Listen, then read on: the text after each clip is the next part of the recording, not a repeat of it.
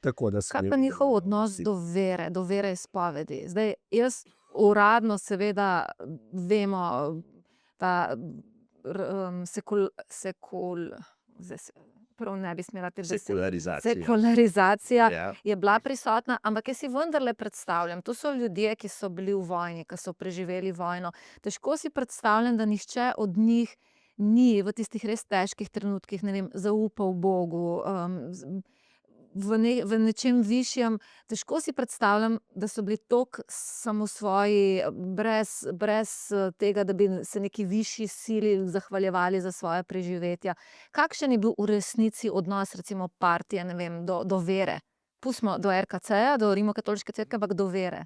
Ja, bom povedal oboje, bom povedal na slovenskem primeru, zato ker Jugoslavija je bila večkonfesionalna država. Ne, imate pravoslavce, imate muslimane, ne, recimo, in imate katolike od teh glavnih religij. Potem so pa še Judje in drugi. Ne. In tudi iz cerkvenih vrst so bili ljudje, ki so bili pripadniki osvobodilnega gibanja. Ne. Tudi recimo pravoslavni popi in tako naprej. Torej, kakšen je ta odnos, ne, če zdaj pogledava pri Slovencih. Torej, najprej moram reči to, komunisti so bili ateisti, večinoma. Ta elita, da tako rečem, ne, tedajni. Oni so verjeli, ne, mislim, oni so bili verni, ampak niso verjeli v Boga, ampak v marksizem. Ne, saj to je tudi vera, ne. Oni so verjeli v revolucijo, ne. In so bili zanjo pripravljeni žrtvovati vse. Tudi osebno, vsi so, skoraj vsi, tudi slovenski komunisti so osebna življenja podredili revolucionarnim ciljem. Tako so živeli. Oni so sicer imeli to so bile partnerke ali partnerji izključno iz tega kroga, ne. Imeli so otroke, tudi biološki nagon je bil pri njih, ne.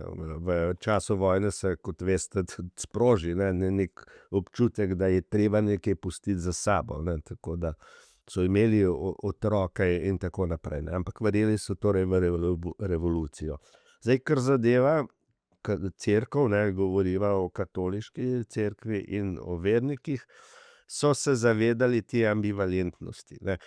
Treba je še nekaj vedeti, oni so vsi šli iz, govorim o slovenskih komunistih, pa tudi o Titu, ne, ker on je bil pol Hrvat, pol Slovenec, iz katoliških družin, ne. Se pravi, oni so imeli katoliško tradicijo in tudi pred vojno, pred drugo svetovno vojno, si se ti lahko torej opredeljeval samo po določeni veri. Nisi mogel reči, da si ateist, recimo, ne.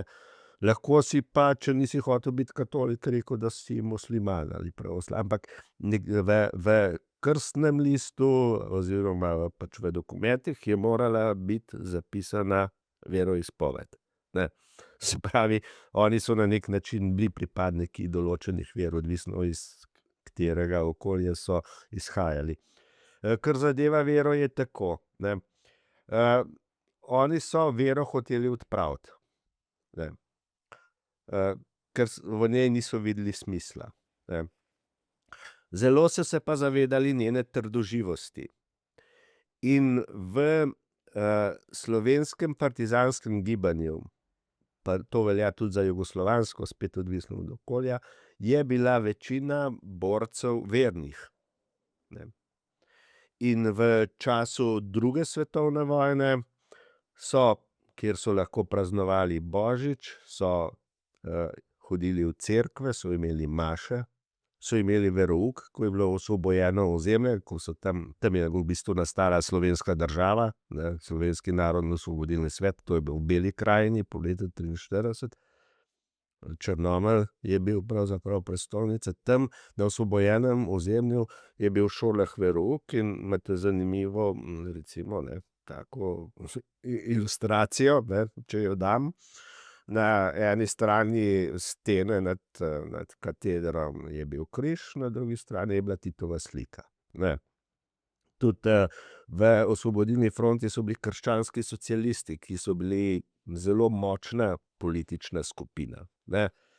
Se pravi, oni so vedeli, da se vere ne da kar tako odpraviti, in tega vprašanja vernosti partizanov niso postavljali. Tudi niso izrazito prepovedovali članom komunistične partije, da so hkrati verniki. Ne, to je prišlo kasneje po vojni v nekih obdobjih, pa spet ne v vseh. Ne. Drugo je pa odnos do katoliške cerkve, ne, ki je precej bolj kompleksen, ne, ker tukaj pa šlo za vprašanje moči. In šlo je za vprašanje, kdo bo obvladoval slovensko družbo. Ne, ker pri katoliški cerkvi, hierarhiji gre za to. In iz tega tudi izhaja slovenski kulturni boj. Ne. Slovenski kulturni boj se je začel konec 19. stoletja, ko je cerkev postala ogrožena zaradi liberalizma, liberalnih reform, ločevanja cerkve od države. Ne. In to so, torej komunisti so potem to po vojni naredili, to ločitev cerkve od države, zelo radikalno. Lahko rečemo tudi brutalno, ne, z nacionalizacijo cerkvenega premoženja, več 100 duhovnikov je bilo obsojenih in tako naprej. Kar pa je spet mešanica dveh dejavnikov, ne gre samo za odnos do same vere ali cerkve, ne. Gre za to, da je cerkev med vojno v Ljubljanski pokrajini kolaborirala, ne.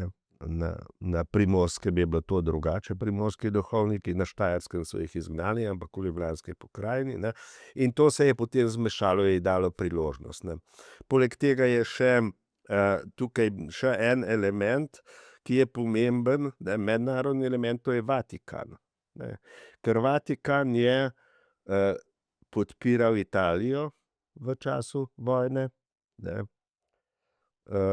In Vatikan je podpiral Italijo v času mejnega spora med Jugoslavijo in Italijo. Ne, se pravi, ko je šlo za našo zahodno mejo.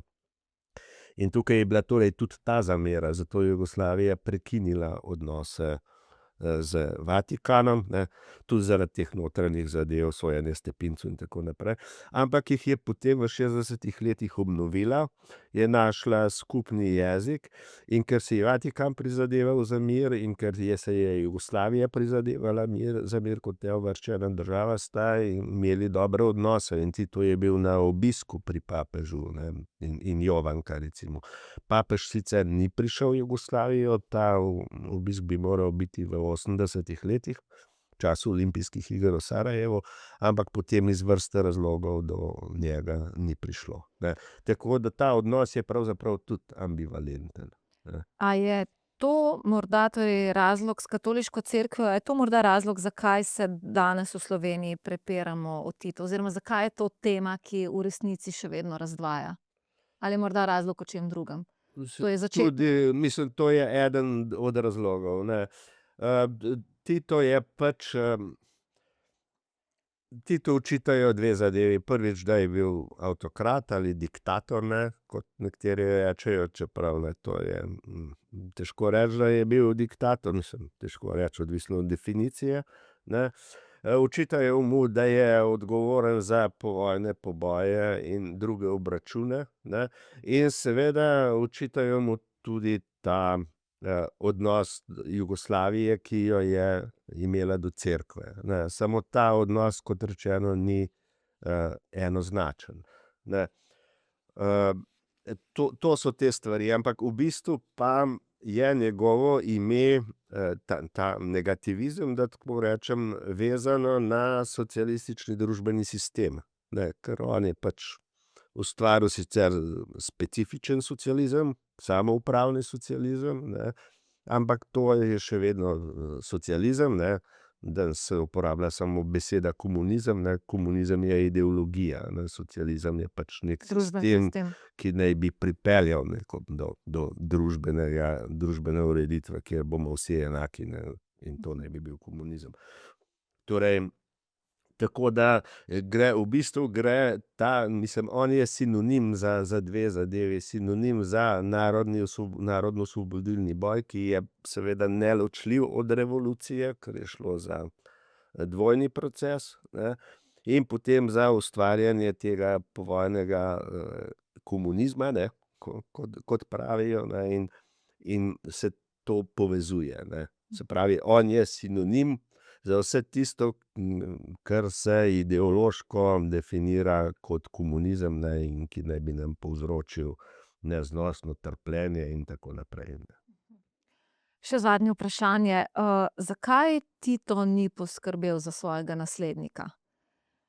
Zakaj se je na oblasti držal in se je oklepal v bistvu do svojega konca in potem v bistvu državo pahnil v kar hude posledice?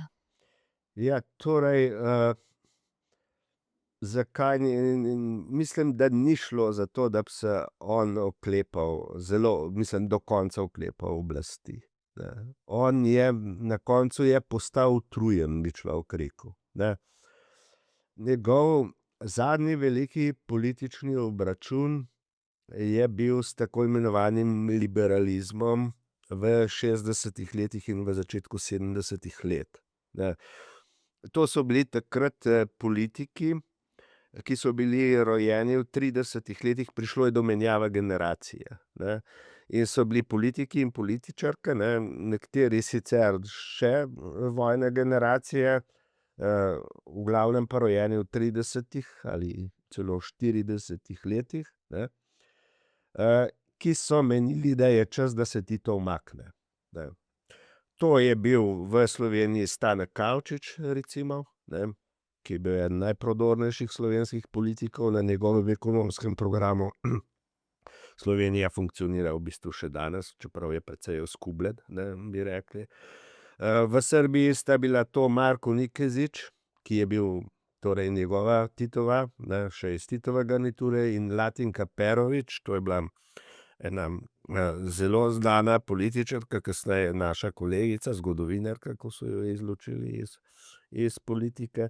In na Hrvaškem sta bila to Miko Tripalo in Savka Dabčević Kučan, ne. Se pravi, deloma je šlo še za to generacijo, ki je šla skozi vojno v odrasli dobi, deloma pa ta, ki je šla skozi vojno v otroški dobi. In oni so nekako menili, da je čas, da se Tito umakne, ne. Ampak ker je prišlo do nacionalizma, zlasti nacionalizma na Hrvaškem, Tito potem tega ni storil, ne, ampak je naredil te posamične obračune, ali pa so jih kot v Sloveniji naredili pač lokalni politiki, da tako rečem, sami, ne. To je bil njegov zadnji, bi rekel, tak trenutek, ko se je oklepal oblasti in ko so ljudje še menili, da ga je smiselno zamenjati, ne.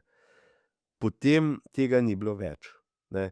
Ker potem ljudje enostavno niso, prvič ni bilo ljudi takega formata okrog njega, ne, in drugič so se navadili na to življenje, ne, ustaljeno življenje s Titom in na njegovo avtoriteto, ker on je bil edini, ki je pravzaprav lahko reševal spore, ne.